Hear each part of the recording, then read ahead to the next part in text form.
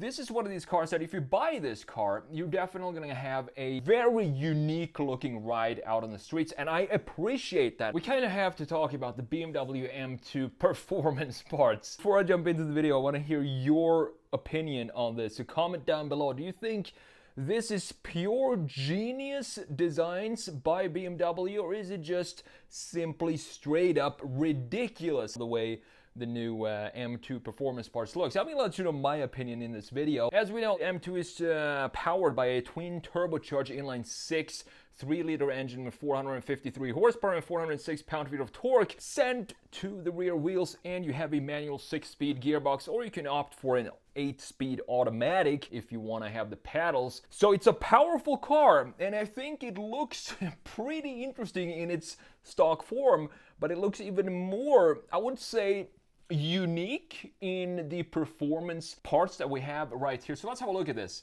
Let's see what the performance parts actually are. So we have a bunch of carbon fiber pieces all over this place. You have new suspensions, new forged wheels, and you have a new titanium exhaust as well. If you opt for the suspension upgrades, you actually lower the M2 by almost half an inch, which is pretty cool. And then we have these graphics right here and some interesting graphics in the behind the wheels as well. Looks very comical almost looking at this. And the front end looks pretty much like the normal M2, except we have these carbon fiber wings on the side. This car, the performance parts, they are so unique that it feels like BMW has just completely gone off the rails, or they're trying something new and they're going so hard in one direction that the end result becomes a little weird. This is a weird looking car.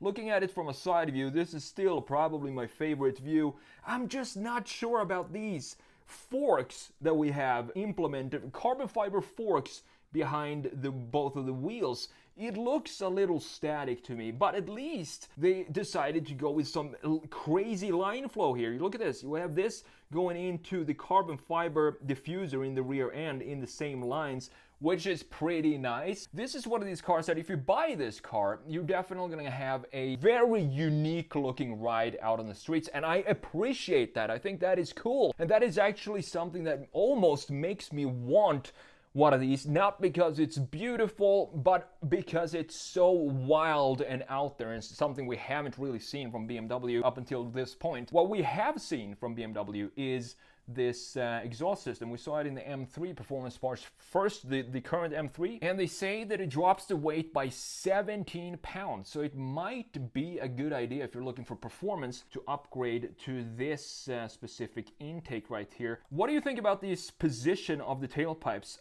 I definitely prefer the quad, bazooka tailpipes that we have, the typical M style, going like this. I can show you that down here. So you can pick whatever parts you want of this car. The ones you don't want, you can just not choose them for your performance BMW. I guess that's how it works. But here we see the new implementation of this box that we have in the rear, comparing this to the original one, or the stock M2. I think this is actually implemented better because we don't have this weird crease that we have right in this area on the normal M2. This looks a little better actually in my opinion, but I still prefer the normal. I think I would go with these exhausts over this, even though this probably sounds crazy. They say that it has this typical E46 M3 metallic sound to it, which I love. However, I'm still not a fan of the implementation of this diffuser. I think it just looks too static with these harsh corners, and it doesn't look like it's flowing well and being well integrated in this design. And I think Sherman here agrees. Sherman, which exhaust do you like? Do you like the normal M4 bazooka tailpipes, or do you prefer the performance parts? The performance parts? Really? Well, I guess Sherman likes the weirder design down here. I can't blame him, because you're gonna get a fantastic sound out of that exhaust. Look at this. I want to show you this detail image of the front end, just to show you how deep the headlights, how deep in they sit. Just look at this big chamfer here. So it sits like inside a cave. At the same time, the thing is, this is a very static design, which I said in the first M2 video. And I like that they have this static feeling being continuous all around the car, specifically in small details like this, because we have the same kind of chamfer here. So with that being said, it kind of works, since it is a congruent theme going on the M2 all around the car, not just in how the graphic feature sits within the car, but also how they look. This is a very static looking front end, with the grills looking pretty good for BMW grills in 2022. And then we have an almost box in the front end as well, but it goes back to the design of the rear end. So it has the same kind of flow all around the car. And with that said, I think the BMW M2 performance parts, the things I would choose is probably get this in, if I would spec this out myself, I think I would get it in black, like all black, because that would hide, that would kind of make these pieces melt into the body a little better and not be so, you know, popping against the contrast against the white car.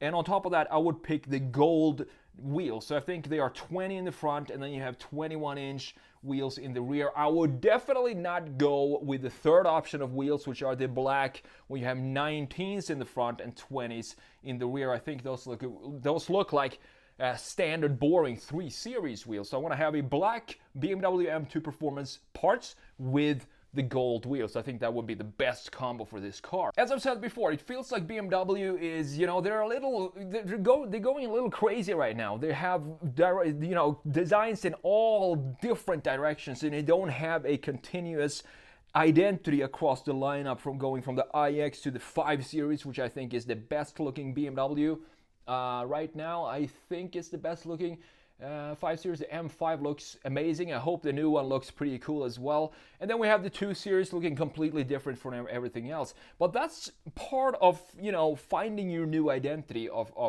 your brand.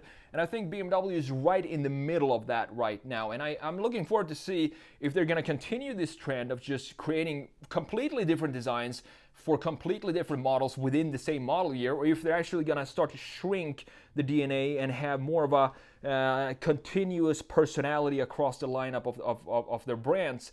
I guess we're going to have to wait and see. But for the M2 performance parts, what I think about this, I think it's a cool car, simply because it's such a completely different from anything else we've seen before. So I guess well done BMW for putting this out.